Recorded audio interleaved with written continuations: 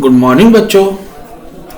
मैं मोहनलाल आपको class 5 EVS जो आपको रूल्स के बारे में बता रहा था, यानी कि सेफ्टी रूल्स के बारे में मैंने आपको पहले भी कुछ बताया था। अब आपके रूल्स हैं रूल्स एट होम, यानी कि अगर बच्चे या घरों में हम लोग रहते हैं तो उसके रूल्स को कैसे फॉलो करते हैं। While home may seem like one of the safest place for us, जो होम है यानी कि घर जो है वो हमारे लिए एक सबसे सेफ पैलेस होता है जहां पर हम सुरक्षित रहते हैं। बट लेकिन it can also be one of the most dangerous if we careless, लेकिन ये बहुत डेंजरस भी हो सकता है इफ वी आर केयरलेस, अगर हम उसको केयरलेस बन जाए, यानी कि हम उस पर ध्यान ना दें। While at home you should always remember this tip, और अगर यदि हम घर में रहते हैं you should always remember this tip, तो हमें हमेशा ये बातें ध्यान रखनी चाहिए। क्या? If you alone at home, यदि आप घर पे अकेले हैं, never answer the phone or the door unless you know that a family member or non person is there. यदि हम घर पे अकेले हैं तो हमें किसी भी ऐसे फोन का या हमें कोई भी दरवाजा नहीं खोलना चाहिए अनलेस यू नो दैट, जिसको हम जानते ना हो या जो फैमिली मेंबर नहीं हो, नॉन पर्सन इज देयर, जो वहां का रहने वाला ना हो। अगर हम घर पे अकेले हैं तो अनजान बंदे का फोन ना उठाएं और ना ही अनजान बंदे के लिए हम कोई गेट खोलें। हो सकता है वो कोई चोर भी हो सकता है, वो कोई हमें लूटने आया हो या कुछ भी, anything and person. When you are alone at home, और जब आप घर पर अकेले हैं, कीप द डोर लॉक, दरवाजे को बिल्कुल लॉक रखें, एंड क्लोज फॉर एवरीवन, और हर एक के लिए वो बंद रखें, खोलना नहीं चाहिए। नेवर प्ले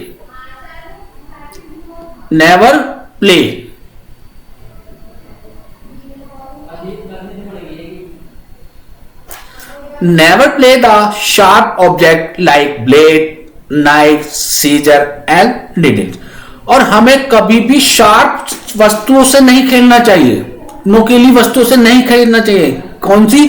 जैसे ब्लेड हो, नाइफ चाकू हो, कैंची हो या किसी प्रकार की सुई हो, क्योंकि इन चीजों से अगर हम खेलेंगे तो खेलते खेलते हमारे हाथ में लग सकती है, कट सकता है, खून भी निकल सकता है, हम घायल भी हो सकते हैं, हम परेशान भी हो सकते हैं, कुछ भी, एनी पर्सन भी हो सकता है। इसीलिए हमें कोई भी शार्प वस्तु से नहीं खेलना चाहिए। Use a ladder to pick something place high above और ask your elder person to help you. हमेशा सीढ़ी को पकड़कर, प्लेस हाई अबव, हमेशा ऊंचे स्थान को जाना चाहिए या अपने किसी बड़े व्यक्ति से उसकी सहायता लेनी चाहिए। हमें अपने आप उस वस्तु को नहीं छूना चाहिए जिससे हमें गिरने का खतरा हो। हमेशा हमें सीढ़ियों का प्रयोग करना चाहिए या अपने से बड़े व्यक्ति से उससे कहना चाहिए कि हमें ये वस्तु चाहिए, अन्यथा हमें इस चीज का प्रयोग नहीं करना चाहिए। देखो इसमें डायग्राम भी आपको देखो बने हुए दिए हुए हैं, जो मैंने अभी बताया है, जैसे don't open door for stranger, यानी कि अजनबी व्यक्तियों के लिए कभी भी दरवाजा ना खोलें। Don't play with a knife, चाकू या किसी ऐसी वस्तु जो धार वाली हो उससे हमें नहीं खेलना चाहिए। तो ये इस तरह के कुछ रूल्स हैं जो अगर हम फॉलो करते चले जाएंगे तो हमारा घर सुरक्षित है, हम भी सुरक्षित हैं। Clear? The toys and other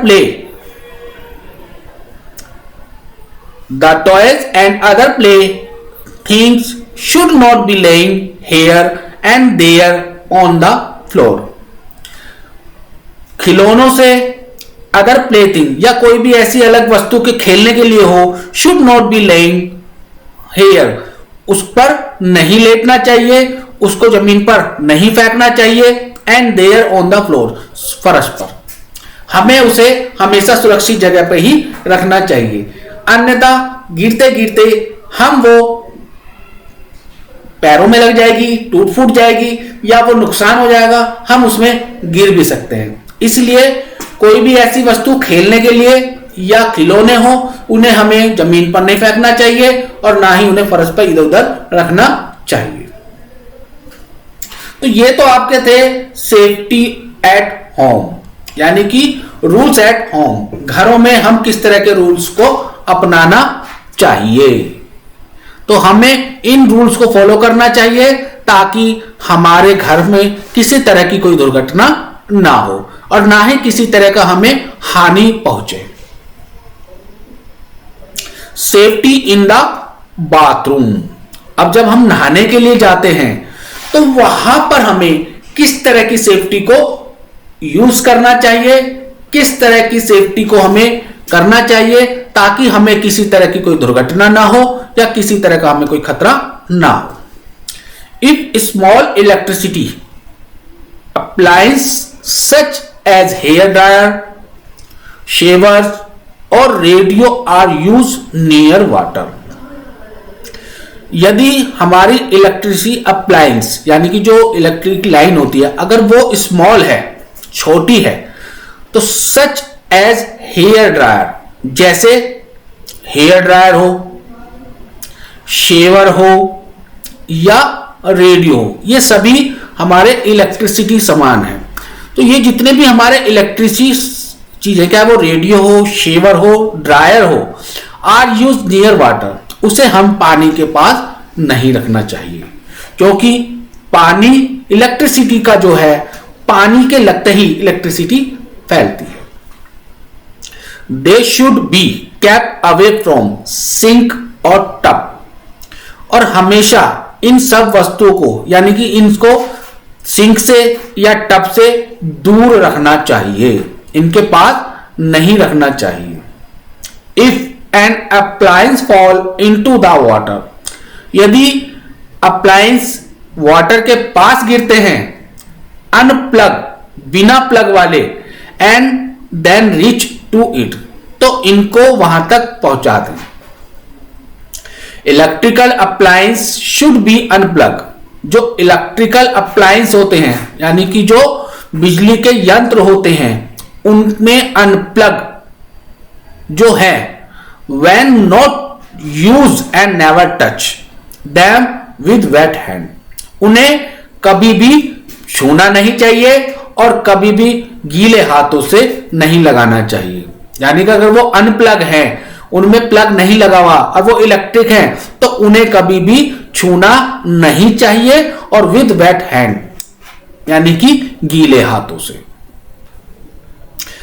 A light switch should be located near the entrance to the bathroom, और लाइट की स्विच की जो लाइट है should be located near the entrance to the bathroom, bathroom के एंट्रेंस में होनी चाहिए, ना कि बाहर की तरफ। अगर बाहर की तरफ होगी तो हम उसको ऑन नहीं कर सकते, बार बार हमें अंदर और बाहर ही आते जाना चाहिए।